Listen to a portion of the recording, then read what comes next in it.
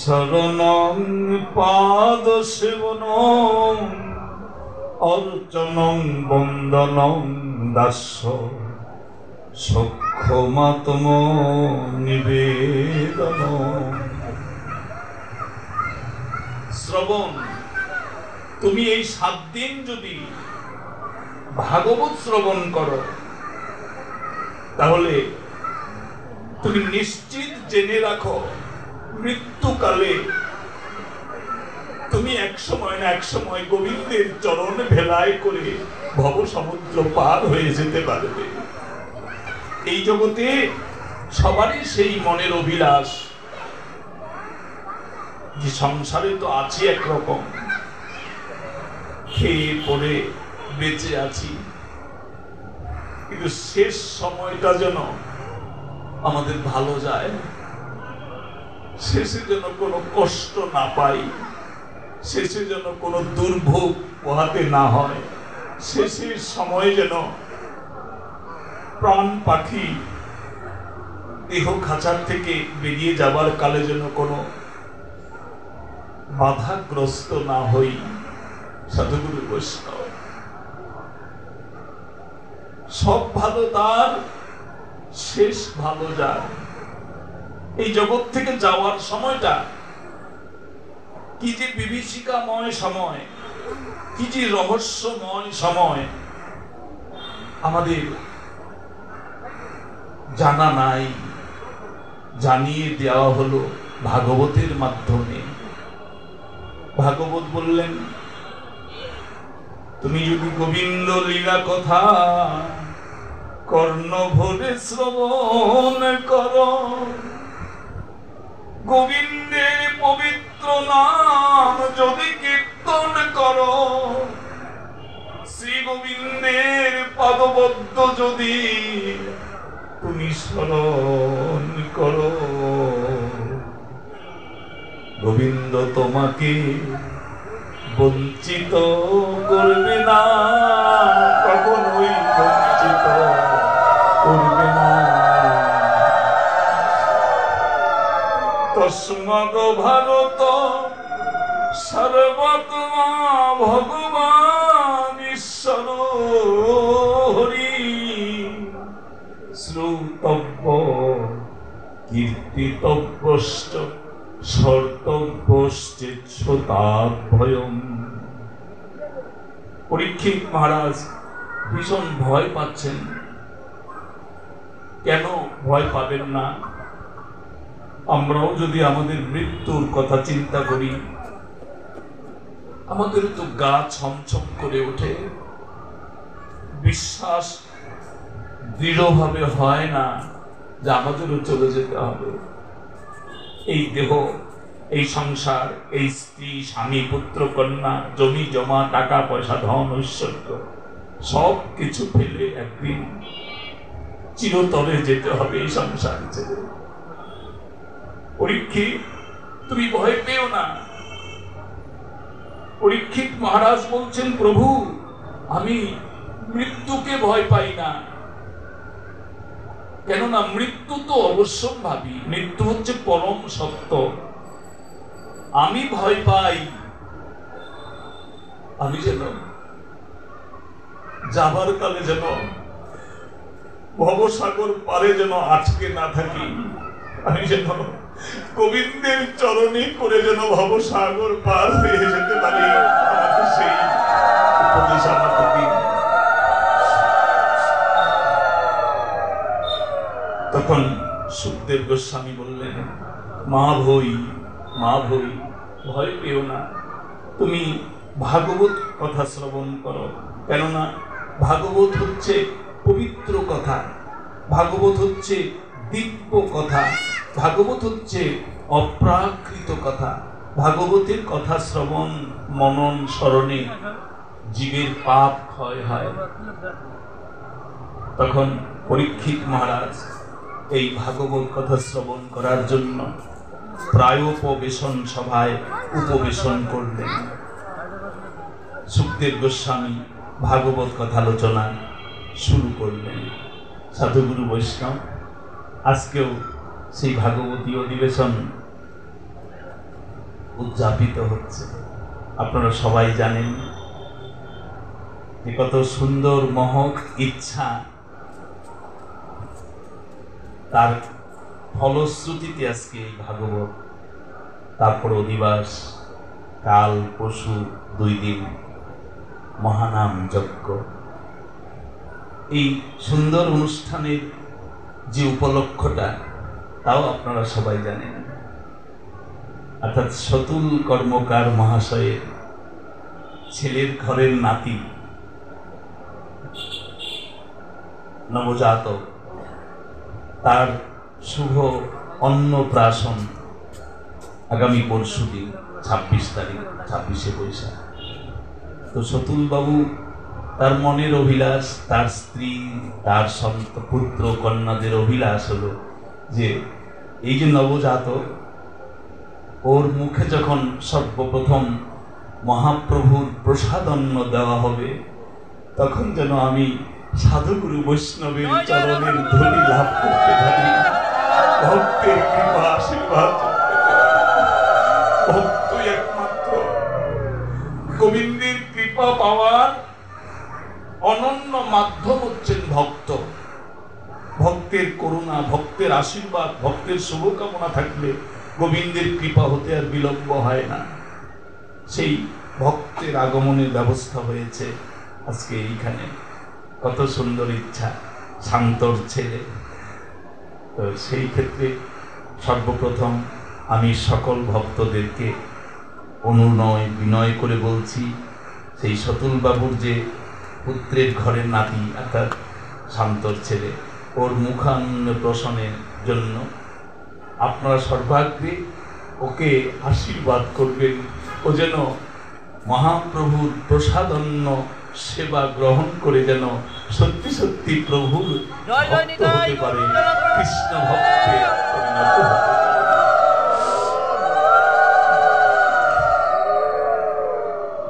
কারণ সবকিছুর একটা সূচনা থাকে, হ্যাঁ, আর সূচনাটা যদি ভালো হয় তাহলে পরবর্তী সময়গুলো ভালো কাটে। এমন একটা কথা আমাদের সমাজেও চাওর আছে। ইংরেজিতে বলা হয় মর্নিং শোজ দ্য ডে, অর্থাৎ সকাল বলে দেয় দিনটা কেমন যাবে। ওই যে সতুল বাবুর নাতি, ওর সকাল জীবনে এই সকালে শুভ ও মুখে যে অন্নটা প্রবেশ করানো হবে সেটা হচ্ছে প্রসাদ অন্ন। জীবনের প্রারম্ভে যদি প্রভুর প্রসাদন্ন সেবার সৌভাগ্য লাভ করে, সারা জীবনই ও গোবিন্দের শ্রীচরণ আশ্রিত হবার যোগ্যতা লাভ করবে। ভগবান শ্রীকৃষ্ণ অন্ন সেবা করেছিলেন কার কাছ থেকে? ভক্তদের কাছ থেকে। সেই প্রসঙ্গে একটা লীলা ভাগবতে লিপিবদ্ধ আছে। সেই লীলা প্রসঙ্গটার নাম হচ্ছে অন্ন ভিক্ষা লীলা। শ্রী গোবিন্দ অন্ন ভিক্ষা লীলা করেছিলেন। ভক্তদের সঙ্গে ভগবান যে লীলা করেন, এটা সম্পূর্ণই ভক্তদেরকে কৃপা করার জন্য, ভক্তদেরকে আশীর্বাদ করার জন্য, ভক্তদেরকে কৃতার্থ করার জন্য। সেই লীলা শ্রীমদ্ ভাগবতের 10ম স্কন্ধের 47 অধ্যায়ে বিবৃত আছে। আমরা সংক্ষেপে সেই লীলার অবতারণাটা করতে চাই, আপনারা একটু আমাকে আশীর্বাদ করবেন। শ্রী গোপ উচু রাম রাম মহাবীর কৃষ্ণ দুষ্ট নিবরহন, এসবই বাঁধতে ক্ষুণ্ণস্ত শান্তি কর্তু মরহত। কৃষ্ণ সখা ভগবান শ্রীকৃষ্ণ বাল্য লীলা করেছেন তার সমবয়স্ক সখা ভক্তদের সঙ্গে। প্রতিদিনই যশোদানন্দন শ্রী গোবিন্দ ঘুম থেকে জেগে সবাইকে জাগরণ করাতেন, ডাকতেন নাম ধরে, ওহে ভক্তগণ, ওহে শ্রীরাম, মধুমঙ্গল ভাই, তোমরা এখনো ঘুম থেকে উঠোনি? দেখো না সূর্য দেবতা কোথায় উঠে গেছে, তাড়াতাড়ি জাগো, ওঠো। গোবিন্দের ডাকে সখাগণের ঘুম ভেঙে গেল। সবাই দু হাত দিয়ে চোখ ডলতে ডলতে গোবিন্দের কাছে এসে বলছেন, কানাই, তোমার ডাকে আমাদের ঘুম ভেঙে গেছে। কানাই বলছেন, শোনো, আর বিলম্ব করো না, তাড়াতাড়ি চলো, আমরা বনে যাব না গোচারণ করতে? তাহলে আর দেরি কেন? গোবিন্দের ডাকে সবাই শশব্যস্ত হয়ে তৈরি হলেন। এবার সবাই মিলে বলছেন, কানাই, ওহে দাদা বলাই, চলো চলো, বনে চলো, আমরা সবাই মিলে বনে আনন্দ খেলায় মেতে উঠব। তখন কানাই এবং দাদা বলাই দুই ভাই চলছেন বনের দিকে, পশ্চাতে পশ্চাতে সখাগণ যাচ্ছেন। এবার মধুমঙ্গল শ্রী গোবিন্দকে জিজ্ঞাসা করছেন সবিনয়ে, কানাই, আজকে তুমি আমাদেরকে কোন বনে নিয়ে যাবে? বনের তো অভাব নাই, বৃন্দাবনে অনেক বন, আজকে কোন বনে নিয়ে যাবে কানাই? কানাই বলছেন, সখাগণ, অন্যদিন তোমাদেরকে যে বনে নিয়ে যাই, আজকে তোমাদের সেই বনে নয়, আজকে নতুন একটা বনে যাব। মধুমঙ্গল বলছেন, কানাই, যে বনে আজকে তুমি আমাদের নিয়ে যাবে সেই বনটার নাম কি? কানাই বলছেন, সেই বনটার নাম হচ্ছে অশোক বন। মধুমঙ্গল বলছেন, ঠিক আছে কানাই, তোমার ইচ্ছাই পূর্ণ হোক, তুমি যেখানেই নিয়ে যাবে আমরা সেখানেই প্রস্তুত। শ্রী গোবিন্দ এবং দাদা বলাই সখাদেরকে নিয়ে সমভিব্যাহারে অশোক বনে উপস্থিত হলেন। বৈষ্ণব পদকর্তা আমাদেরকে জানিয়ে দিলেন গোবিন্দের কেন আজকে অশোক বনে যাওয়ার ইচ্ছা হলো। তার কারণ হলো, গোবিন্দের মনে আজকে একটা নতুন ভাবের উদয় হয়েছে। কি উদয়, কি ভাব? গোবিন্দ মনে মনে ভাবছেন, আমাকে সবাই ভক্ত বাঞ্ছা কল্পতরু বলে ডাকে, আমি ভক্ত বৎসল শ্রীহরি, ভক্তদের কোনো বাসনা অপূরণ রাখা তো আমার পক্ষে সম্ভব নয়। এই যে অশোক বন, এই অশোক বনের পাশেই একটা পল্লী গ্রাম, সেখানে ব্রাহ্মণ ব্রাহ্মণীরা সংসার ধর্মে নিরত থাকে। এই গ্রামের ব্রাহ্মণী বৃন্দ যারা, তারা হচ্ছেন পরম কৃষ্ণগত প্রাণা। তারা আহারে বিহারে শয়নে স্বপনে নিদ্রা জাগরণে সর্বদাই শ্রী গোবিন্দকে অন্তর দিয়ে স্মরণ করেন আর বদন ভরে গোবিন্দ ওহে প্রাণনাথ, ওহে প্রাণ গোবিন্দ, তোমাকে তো দেখার সৌভাগ্য আমাদের আজও হয়নি। যদিও ব্রাহ্মণ কুলে আমাদের জন্ম হয়েছে, আমরা অন্তঃপুর বাসিনী ব্রাহ্মণী, সংসার ধর্মই হচ্ছে আমাদের করণীয়। তুমি যে নন্দনন্দন, তুমি যে সচি, তুমি যে যশোদা পুত্র, গোকুল তো আমাদের এই অশোক বন থেকে বেশি দূরে নয়, কিন্তু আমাদের ভাগ্য বড় বিলম্বিত। সবার মুখেই শুধু তোমার রূপের কথা শুনলাম, তোমার গুণের কথা শুনলাম, তোমার মহিমার কথা শুনলাম, কিন্তু এই জন্মে একদিনও সৌভাগ্য হলো না দু নয়ন ভরে তোমাকে সাক্ষাৎ দর্শন করা। গোবিন্দ, এই জন্মে কি তোমাকে দেখতে পাবো না? তোমার ওই পূত পবিত্র উপস্থিতি কি আমাদের চোখের সামনে কোনদিন হবে না? গোবিন্দ, যদি একবার আমাদের তোমার প্রতি করুণা হয়, একবার দেখা দিও, তোমাকে যেন অপলক নয়নে তাকিয়ে দেখতে পারি। তুমি সেই কৃপা করো। সাধুগুরু বৈষ্ণব এভাবে নয়ন জলে বুক ভাসিয়ে যারা শ্রী গোবিন্দের কৃপা লাভের জন্য প্রত্যাশী হয়, তারা কখনোই গোবিন্দের কাছ থেকে বঞ্চিত হয় না। ভগবান তাদেরকে কখনোই বঞ্চিত করেন না। কেননা গীতায় ভগবান শ্রীকৃষ্ণ বলেছেন, ভক্তা তনন্নয়া সক্য অহমেবং বিধর্জুন জ্ঞাতুং দ্রষ্টুং চ তত্ত্বেন প্রবেষ্টুং চ পরম তপ। ভগবান অর্জুনকে বলেছেন, মা, শুধু অর্জুনের জন্য বলেন নাই, আমাদের জন্য বলেছেন। কারণ আমরা তো গৃহমেধি, আমরা তো একেবারে সংসারে আসক্ত। সংসার ছাড়া জীবনে আর কোনো কিছু চিনলাম না।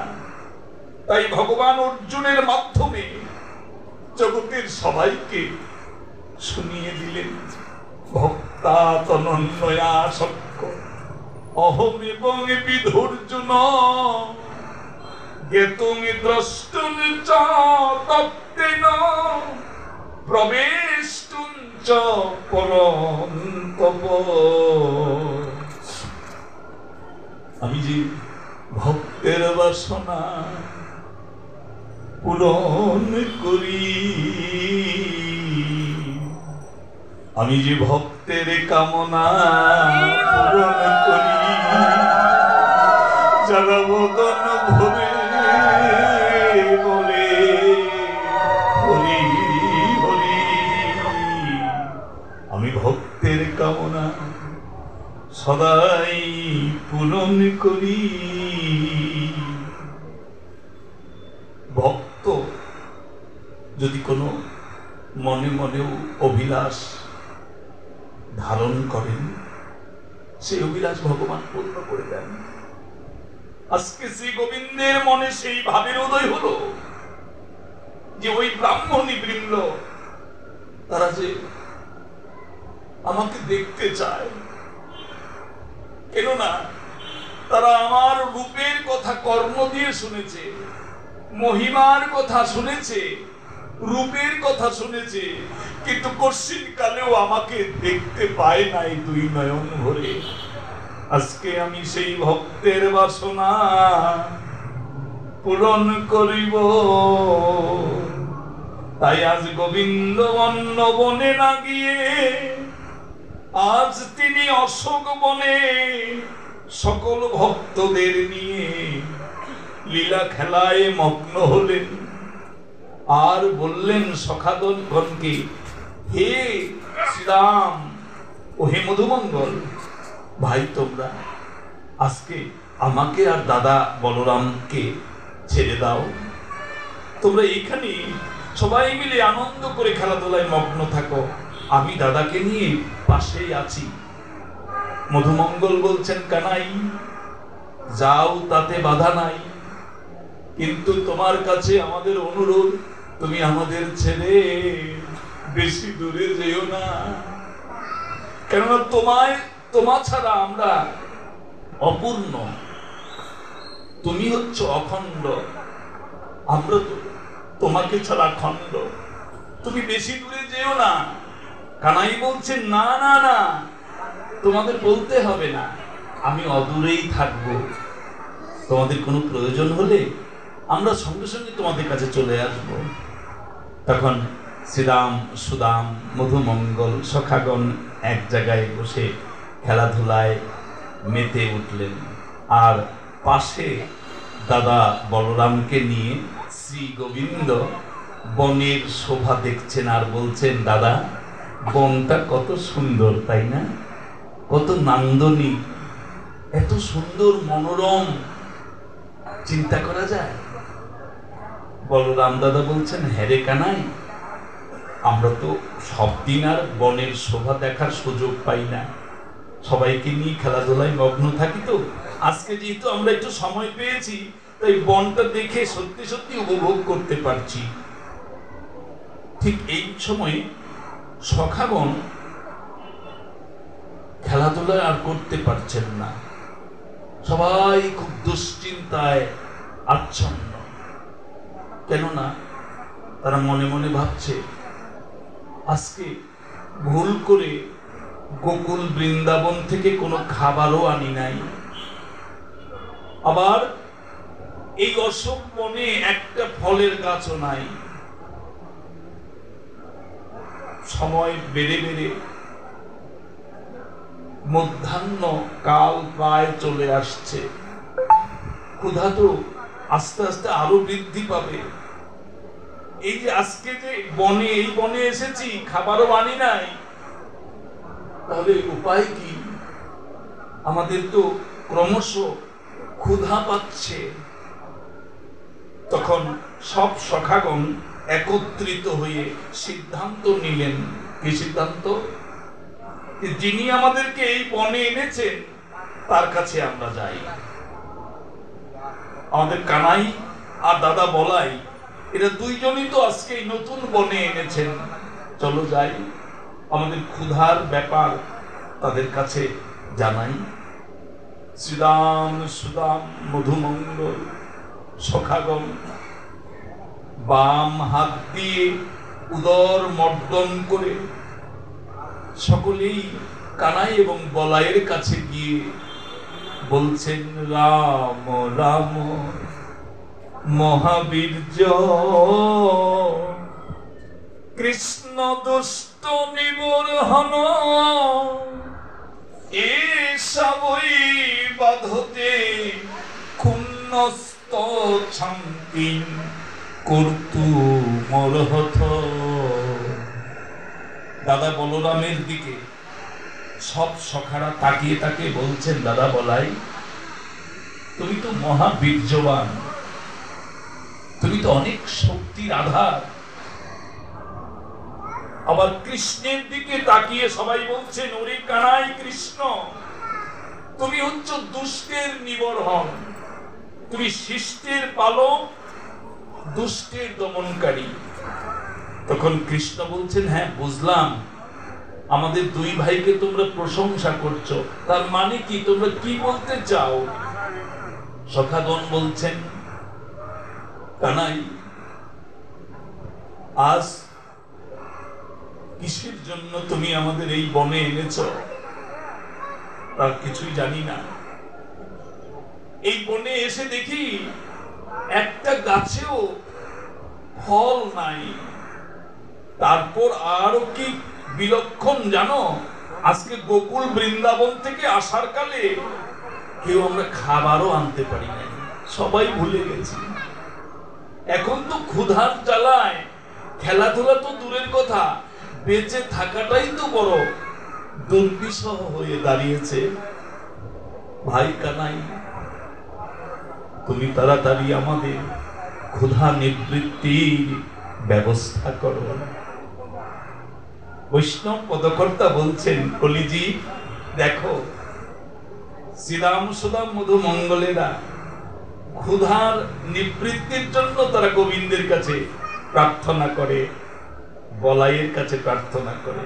আসলে তাই এই জগতে আমরা যা কিছু পেয়েছি সবই কিন্তু আমাদের পরমেশ্বর গোবিন্দ দিয়েছেন। গোবিন্দ ব্যতীত জগতে আর কোনো কিছুরই অস্তিত্ব অনুভব করাও যাবে না। এই যে দেবদুর্লভ মানব জন্ম পেয়েছি, কার জন্য পেয়েছি? ভগবান শ্রীকৃষ্ণের জন্য। সংসার পেয়েছি স্ত্রী কিংবা স্বামী, পুত্র কিংবা কন্যা, বন্ধু বান্ধব, আত্মীয় স্বজন, টাকা, ব্যবসা বাণিজ্য সবকিছুই পেয়েছি। এসবই আমাদের গোবিন্দের করুণা। গোবিন্দের করুণা ব্যতীত কোনো কিছুই আমাদের লাভ হয়নি। তাই করুণা পেতে হলে, কৃপা পেতে হলে কৃপার কাজ তো করতে হবে। এমনি এমনি তো কৃপা পাওয়া যায় না। দেবদুর্লভ মনুষ্য জন্ম পেয়েছি। ভাগবত শাস্ত্র বললেন এই জন্ম পাওয়ার নেপথ্যেও ছিল অনেক স্তব, স্তুতি, আরাধনা, ভজন, সাধন। কেঁদে কেঁদে বলেছিলাম, গোবিন্দ আমাদের মানব জন্ম দাও।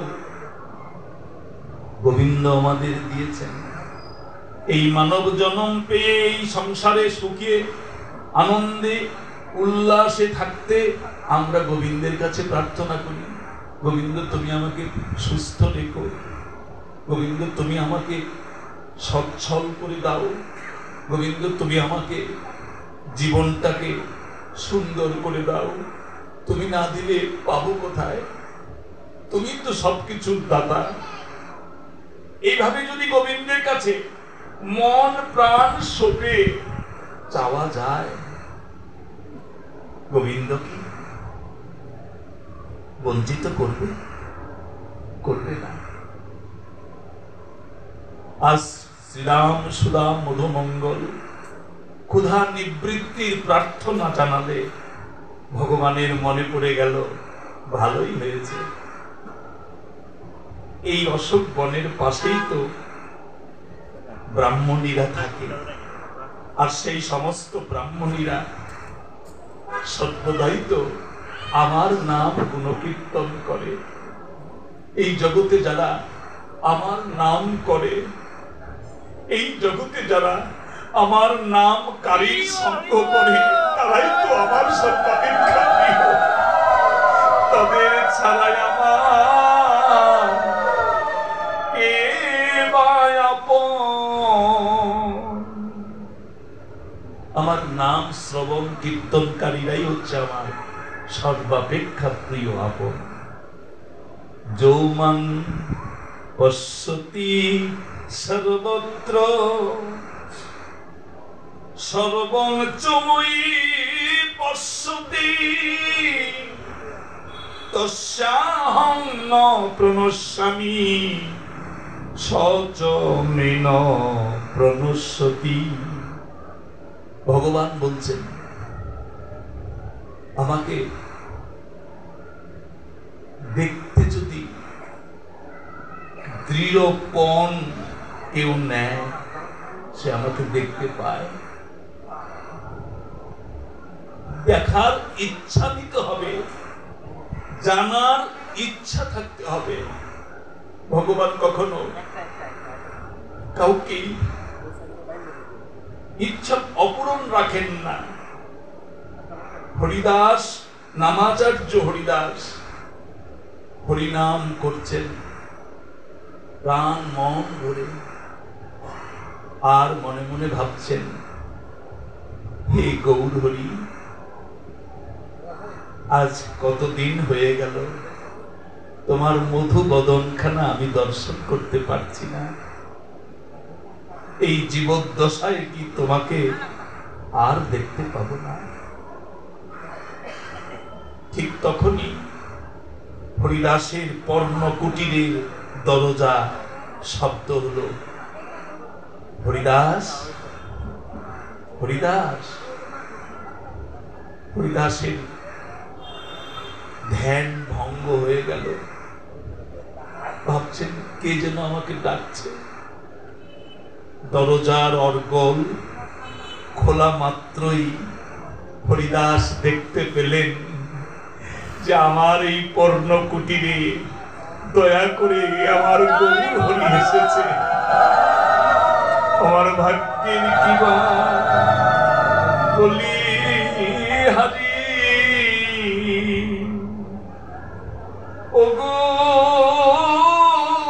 গৌর হরি আমার ভাগ্যের কিবা আজি বলি হারি। হরিদাস বললেন, প্রভু তুমি তুমি এসেছো, আজ আমার কত সৌভাগ্য জানো প্রভু। মনে মনে তোমাকেই স্মরণ করছিলাম। আমার গৌরাঙ্গ মহাপ্রভু বলছেন, হরিদাস তুমিও যেমন আমাকে স্মরণ করছিলে, আমিও ততোধিক ব্যাকুল হয়েছিলাম কখন হরিদাস তোমার সঙ্গ পাবো, তোমার ওই অঙ্গকান্তি আমি কখন স্পর্শ করব। এই ভেবে হরিদাস গৌরাঙ্গ মহাপ্রভুকে জড়িয়ে ধরলেন আর বললেন, প্রভু তুমি কৃপা করো, আমার আর বেশি সময় নাই, এই সংসার থেকে আমি চলে যাব। তবে যাবার আগে যেন আমি তিনটা ইচ্ছা আমার পূরণ হয়। প্রথম হলো, আমার মৃত্যুর পূর্ব মুহূর্তে যেন তোমার রাঙা অভয় চরণ যুগল আমার বক্ষে স্থাপিত হয়। দ্বিতীয় হচ্ছে, মৃত্যুর পূর্ব মুহূর্তে যেন আমার নয়ন যুগল অন্যদিকে অবলোকিত না হয়ে তোমার ওই চাঁদ বদনের দিকেই থাকে। আর সর্বশেষ ইচ্ছা হলো, চিরতরে এই দেহ খাঁচা থেকে প্রাণ পাখি বেরিয়ে যাবার কালে যেন মুখে আমি শ্রীকৃষ্ণ চৈতন্য নাম করে করে এই সংসার থেকে চলে যাব। প্রভু আমায় তুমি কৃপা করো। হরিদাসের স্মরণ মাত্রেই গৌর হরি দেখা দিলেন। ভক্তের কোনো কিছুর প্রয়োজন হলেই গোবিন্দ তা পূরণ করতে বিলম্ব করেন না। আজ ভগবান শ্রীকৃষ্ণ শ্রীদাম সুদাম মধুমঙ্গল সখাদের বললেন, সখাগণ এখানে ব্রাহ্মণ পল্লী আছে, ব্রাহ্মণেরাও বাস করে ব্রাহ্মণীদের সঙ্গে সংসার ধর্মে নিরত। শোনো, এই বনের মাঝেই কিছু দূর এগিয়ে গেলেই দেখতে পাবে ওই বাস করা ব্রাহ্মণগণ আঙ্গিরস যজ্ঞ উদযাপন করছে। সেই যজ্ঞের উদ্দেশ্য হলো মৃত্যুর পরেই স্বর্গ প্রাপ্তি, তাই তারা স্বর্গ প্রাপ্তির জন্য যজ্ঞ করছেন, আঙ্গিরস যজ্ঞ। তোমরা তাদের কাছে যাও। আর যজ্ঞে অনেক সেবার আয়োজন আছে, যেমন সব যজ্ঞানুষ্ঠানেই সেবার আয়োজন থাকে। যেমন আজকে যে এই যে নাম যজ্ঞ হবে, অধিবাস যজ্ঞ হবে, ভাগবত যজ্ঞ হবে, এই পরেও প্রসাদের কিঞ্চিত আয়োজন আছে। ভগবান শ্রীকৃষ্ণ বললেন যে আমাদের সনাতন ধর্মীয় যে অনুষ্ঠানগুলো, সেই অনুষ্ঠানের অব্যবহিত পরেই প্রসাদের আয়োজন থাকা বাঞ্ছনীয়। কেননা ভক্ত যেমন কৃষ্ণ কথাও সেবা গ্রহণ করে, আবার সেই রকম প্রসাদ সেবাও গ্রহণ করে। হে সখাগণ, তোমরা যাও, প্রথমে গিয়ে তাদেরকে সকলের উদ্দেশ্যে প্রণাম নিবেদন করবে আর বলবে, হে ভূদেব বৃন্দ, আপনাদেরকে প্রণাম করি সাষ্টাঙ্গে, আপনাদের শুভ যজ্ঞানুষ্ঠানের জয় হোক, এই বলবে। তো সখাগণ কৃষ্ণের কাছ থেকে শুনে সবাই চলে গেলেন। এগিয়ে গেলে দেখতে পেলেন যে হ্যাঁ, একটা জায়গায় বনের মধ্যে সবাই যজ্ঞে ব্যস্ত হয়ে পড়েছেন।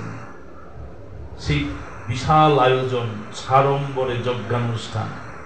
সখাগণ তাদেরকে প্রণাম করলেন আর বলছেন, হে ভূদেব বৃন্দ, আমরা কৃষ্ণাদিষ্ট হয়ে আপনাদের কাছে এসেছি। আপনারা শুভ যজ্ঞানুষ্ঠান করছেন, আমরা কানাই এবং দাদা বলাইকে বনের মাঝে রেখে আপনাদের কাছে এসেছি। তারা দুই ভাই ভীষণ ক্ষুধার্ত। আপনারা যদি দয়া করে কিছু অন্ন প্রসাদ দিতে পারেন তাহলে আমরা দাদা বলাইকে নিয়ে কানাইকে সেবা করাবো। এইভাবে বারবার তারা অন্ন যাচনা করছেন বটে, কিন্তু ব্রাহ্মণগণ কর্ণপাতও করলেন না। কেননা তারা মনে মনে ভাবছেন যে এরা আবার কারা? আমরা যে কর্ম করছি এটা হচ্ছে সবচেয়ে মহৎ কর্ম, এর চাইতে উত্তম কর্ম আর হতে পারে না। কাকে অন্ন দেব প্রসাদ দেব এটা পরের কথা, আগে আমাদের কর্ম সুসম্পন্ন হোক। তখন সখাগণ ভীষণ মনে মনে ব্যথা পেলেন, কষ্ট পেলেন। কেননা কৃষ্ণ এবং বলরাম দাদাকে সেবা দেব সেই জন্য অন্ন চাচ্ছি, এরা তাও দিচ্ছে না। আজকে আমরা কানাইয়ের সেবা কিভাবে দেব? কানাই না খেয়ে থাকলে আমরাই বা কি করে পেট ভরে খাবো? সতগুরু বৈষ্ণব, তার মানে কি ভগবত সেবা হচ্ছে আগে।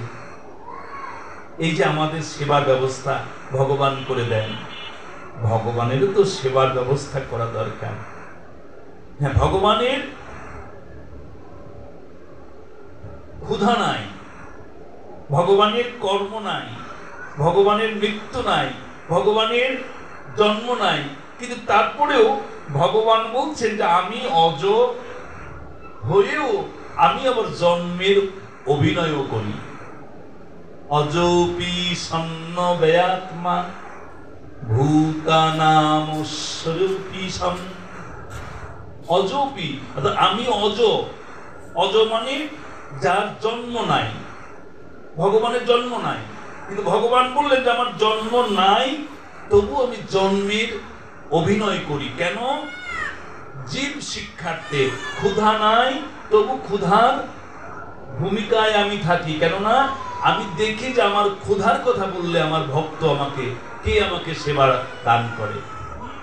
পরীক্ষা করি, ভগবান পরীক্ষা করার জন্য ক্ষুধারও অভিনয় করেন। ব্রাহ্মণগণ অন্ন দিলেন না। সখাবৃন্দ কষ্ট ব্যথা অন্তরে নিয়ে আবার শ্রী গোবিন্দের কাছে প্রত্যাগমন করলেন।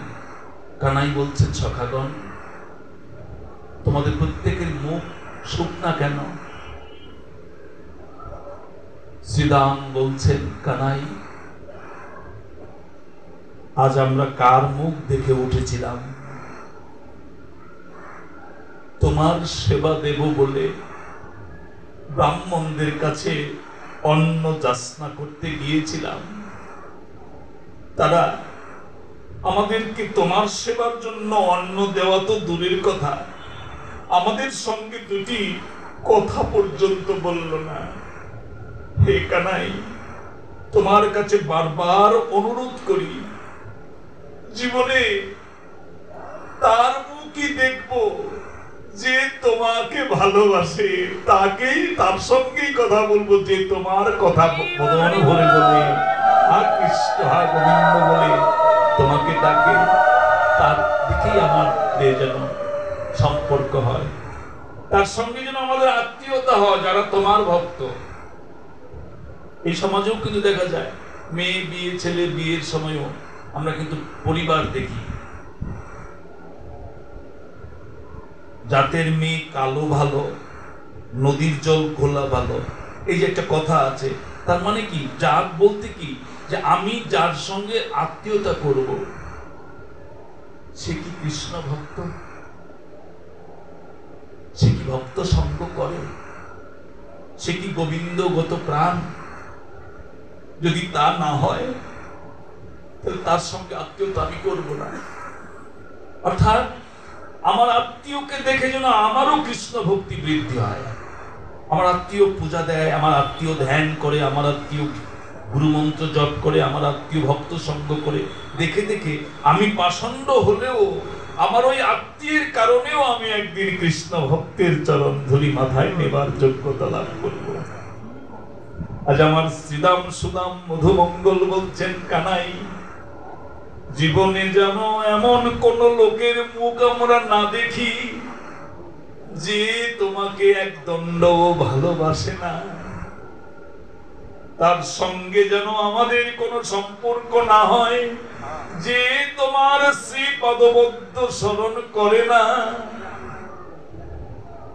তাহলে দেখেন, আত্মীয়তা করার ক্ষেত্রেও ভাগবতের নির্দেশনা অত্যন্ত জুৎসই, আমাদের সেটা ভেবে নিতে হবে। তখন সবাই ভারাক্রান্ত। শ্রী গোবিন্দ বলছেন, শোনো, এই যে তোমাদের কষ্ট দিলাম, এটা আমি দিলাম। বৈষ্ণব পদকর্তা বলছেন, গোবিন্দ, কষ্ট যেমন তুমি দাও, আবার কষ্ট তো তুমি তুলে নাও। দুঃখ যেমন তুমি দাও, দুঃখ নিবৃত্তিও তো তুমি করো। তুমি ছাড়া জগতে আমাদের আর আশ্রয় নেবার কি আছে? তুমি হচ্ছে আমাদের পরমাশ্রয় দাতা। এবার গোবিন্দ বলছেন, সখাগণ, তোমাদের আর বেশি কষ্ট পেতে হবে না। আরেকটা কাজ করব, তোমাকে আদেশ দেব, তোমাদের যে ব্রাহ্মণগণ তোমাদেরকে অন্ন দিল না, তোমাদের সঙ্গে দুটি কথা বলল না, অর্থাৎ কথা বললেও সখাগণ কিছুটা আনন্দ পেতেন। আমরাও তো রাস্তাঘাটে চলি, মানুষের সঙ্গে দেখা হলে নমস্কার, দাদা কেমন আছেন, মাসিমার শরীর ভালো আছে তো? আবার মাসিমাও জিজ্ঞাসা করে, আপনার স্বাস্থ্য কেমন আছে? এই যে কথাগুলো, এই কথা দিয়ে কোনো টাকা পয়সার লেনদেন হয় না, কিন্তু এই কথাতে ভালোবাসা বৃদ্ধি পায়, এই কথাতে সম্পর্কের ভিত্তিটা তৈরি হয়। শুধু দুটি মুখের কথা দিয়ে মানুষকে কিনে নেওয়া যায়। সেই ভাগবত বললেন যে কোনো অতিথি যদি বাড়িতে আসে, তাকে প্রথমে আপ্যায়ন করবে কথা দিয়ে।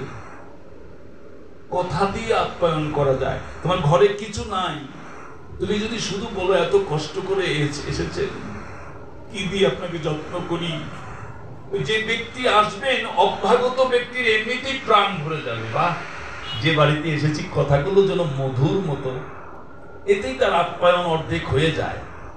কিন্তু আজকে ব্রাহ্মণগণ কথা দিয়েও আপ্যায়ন করেনি, ভগবানও কষ্ট পেলেন। আর বললেন, শোনো, আর বেশিক্ষণ তোমাদের কষ্ট পেতে হবে না। যে ব্রাহ্মণগণ আঙ্গিরস যজ্ঞ উদযাপন করছে, তাদের স্ত্রীগণ অন্তঃপুরবাসিনী, তারা পাশেই এই পল্লীতে বাস করে। তোমরা তাদের কাছে যাও, তাদের কাছে গিয়ে অন্ন যাচনাও করতে হবে না, ক্ষুধার কথা বলতেও হবে না। কেননা মধ্যাহ্নকালে অতিথি আসলে তাকে কি দিয়ে যত্ন করতে হয় তা ব্রাহ্মণীরা ভালো জানেন। কেননা তারা যে আমার অত্যন্ত প্রিয় ভক্ত, তারা যে আমাকে অশেষে বিশেষে ভালোবাসে। তারা যখন আমার নাম শ্রবণ করে, তখন তাদের নয়নের জলে বক্ষ ভাসে। যখন তারা বাহু তুলে কৃষ্ণ বলে গান গায়, গুণগান গায়, তখন তাদের অন্তর মথিত হয়ে যায়, তাদের অন্তর মথিত হয়ে যায়। অর্থাৎ নামেই তাদের সুখ, নামই তাদের একমাত্র আহার্য, নামই হচ্ছে তাদের কাছে পরম আশ্রয়স্থল। হরে কৃষ্ণ হরে কৃষ্ণ, কৃষ্ণ কৃষ্ণ হরে হরে, হরে রাম রাম রাম হরে হরে। এই যে 16 নাম, 32 অক্ষর, সবার কাছে এই নাম ভালো লাগে না, সবাই এই নামকে জানতেও পারে না, সবাই এই নাম বোঝেও না, সবাই এই নামকে আদরও করে না। জহরেই জহর ছিলেন। স্বর্ণকাররাই স্বর্ণ কোষ্ঠী পাথর দিয়ে যাচাই করতে জানেন।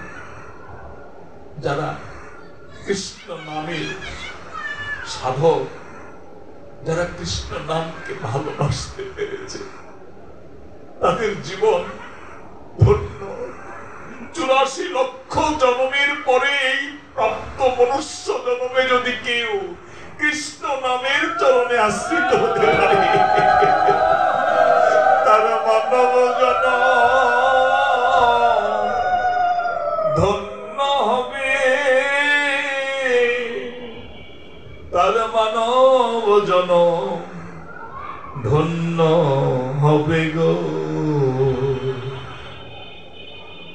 তব কথামৃতং তপ্ত জীবনং কবি ভিরিতং কলমশাপহম শ্রবণ মঙ্গল শ্রীমদাততম ভুবি গৃণন্তি যে ভুরিদা জনা। নামের মধ্যে আছে অমৃত, কিন্তু অমৃত তো বুঝতে হবে। সাগরের তলে মণিমুক্তা থাকে, কিন্তু আমি আপনি যদি সাগরে ডুব দেই, নিঃশ্বাস বন্ধ হয়ে যাবে, তাড়াতাড়ি উঠব, মণিমুক্তা পাবো না। কিন্তু যারা ডুবুরি, তারা যদি একবার সাগর তলে ডুবে, মণিমুক্তা না নিয়ে আর ওঠে না। কৃষ্ণ নাম সেই অমৃতের সাগর, কৃষ্ণ নাম সেই সুধার সাগর। সেই নামে সাগরে যদি একবার ডুব দিতে পারা যায়, মন যদি কৃষ্ণ নামের দিকে নিমজ্জিত করে দেওয়া যায়, এই সংসার তার কাছে স্বর্গতুল্য। ত্রিতাপ জ্বালা তাকে কষ্ট দেবে না। আমার আধ্যাত্মিক, আদি ভৌতিক এবং আধি দৈবিক জ্বালা, এই তিনটা দুঃখ আমাদেরকে নিষ্পৃষ্ট করে ফেলছে, মুহ্যমান করে ফেলছে। কিন্তু আমার গৌর হরি বলছেন, চেত দর্পণ মার্জন ভব মহাদাবাগ্নি নির্বাপন শ্রেয় কৈরব চন্দ্রিকা বিতরণ বিদ্যাবোধু জীবন। অর্থাৎ গৌরাঙ্গ মহাপ্রভু বলছেন, এই সংসারের দুঃখ নিবৃত্তি যদি চাও, তাহলে একমাত্র কৃষ্ণ নাম সাগরে কৃষ্ণ নামের সাগরে ডুব দাও, তাহলে তুমি কৃপারূপী মণিমুক্তা অবশ্যই লাভ করতে পারো। সদ্গুরু বৈষ্ণব, দিন এমনিও যাবে, অমনেও যাবে। যে কয়দিন পরমায়ু নিয়ে এসেছি, সে কয়দিন যাবে। কিন্তু যে কারণে এই মনুষ্য জন্ম প্রাপ্তি আমার, সেই কারণটা যদি সিদ্ধ না হয়, তাহলে পশু পাখির মতো জগতে এসে আবার যাওয়ার কি মানে হলো? এই জগতে এসে যদি শ্রী গোবিন্দকেই ভালোবাসতে না পারলাম, তাহলে মানব জন্ম আমার মিথ্যা হবে, মানব জন্ম আমার অধন্য হবে, অসার্থক হবে। কোনো লাভ নাই এই মনুষ্য জন্ম পেয়ে যদি কৃষ্ণ ভজন না করলাম। কৃষ্ণই সব, কৃষ্ণই মূলাধার। ব্রহ্মা বলছেন, ঈশ্বর পরম কৃষ্ণ সচ্চিদানন্দ বিগ্রহ অনাদিরাদি গোবিন্দ সর্ব কারণ কারণ। ভগবান শ্রীকৃষ্ণের কথাতে সখাবৃন্দ ব্রাহ্মণীদের বাড়িতে গেলেন। ব্রাহ্মণ পল্লীতে গিয়ে সখাগণ শুনতে পাচ্ছেন তাদের কানাই বলাইয়ের নাম গুণগান, উচ্চস্বরে তারা কৃষ্ণ নাম করছেন। সখাবৃন্দ মনে মনে ভাবছেন, বাহ, ভালো জায়গায় এলাম। যেখানে আমাদের কানাইয়ের বলাইয়ের গুণগান হয়, এখানে শুধু এক মুহূর্ত নয়, অনন্ত কালও যদি থাকতে হয় সেইখানেই আমাদের থাকতে বড় ইচ্ছা।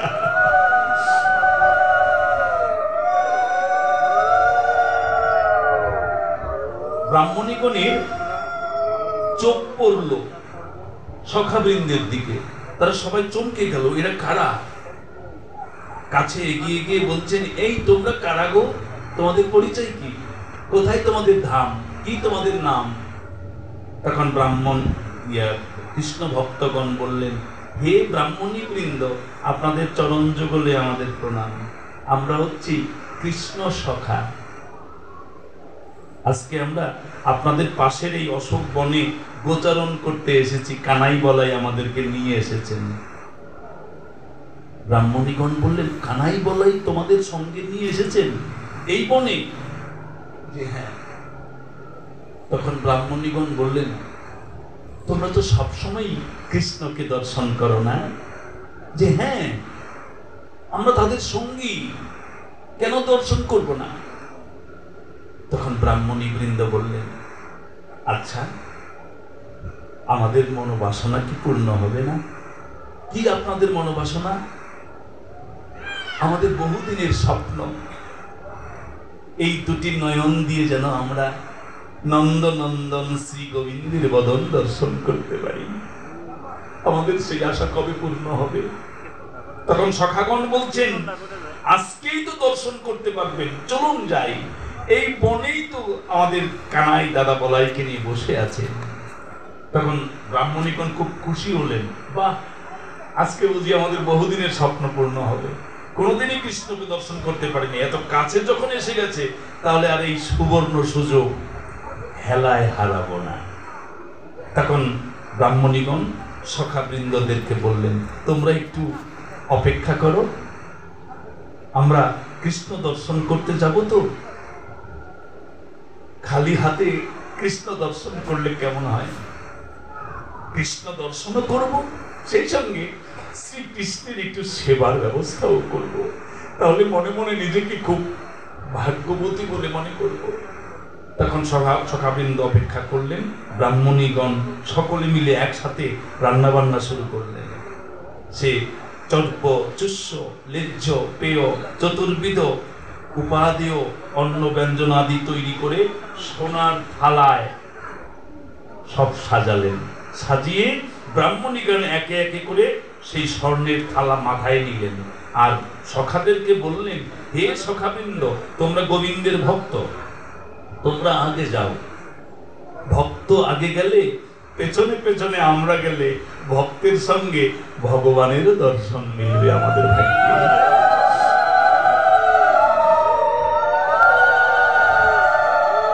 তখন সখাবৃন্দ সমভিবাহারে অশোক বনের দিকে ধাবিত হচ্ছেন। পশ্চাতে পশ্চাতে ব্রাহ্মণীগণ সোনার থালায় অন্ন ব্যঞ্জনাদি নিয়ে অশোক বনে উপস্থিত হয়েছেন। সখাবৃন্দ এবার অঙ্গুলি নির্দেশ করে বলছেন, হে ব্রাহ্মণী বৃন্দ, ওই যে বসা আছেন যিনি, তিনি আমাদের প্রিয় সখা কানাই। ব্রাহ্মণীগণ অপলক নয়নে তাকিয়ে আছেন আর ভাবছেন, এ কি অপরূপ রূপ তোমার, অদ্ভুত মহিমা তোমার।